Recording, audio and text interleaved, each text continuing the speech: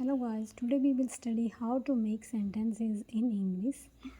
Number 1, decide what you are talking about. Number 2, say what that thing is doing. Number 3, add any extra details.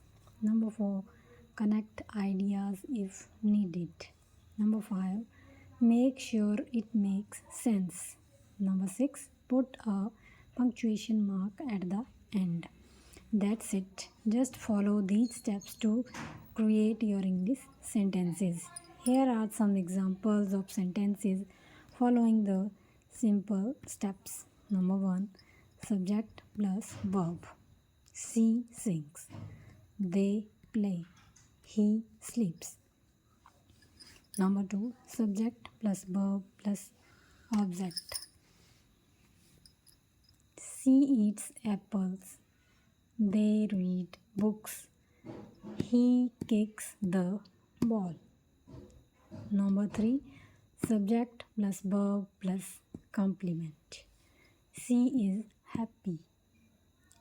He feels tired. They seem excited. Number 4, subject plus verb plus object plus adverbial. She drinks tea slowly. They drive cars carefully. He walks to school every day. Number 5, using connectors. She sings and dances. They play soccer or basketball.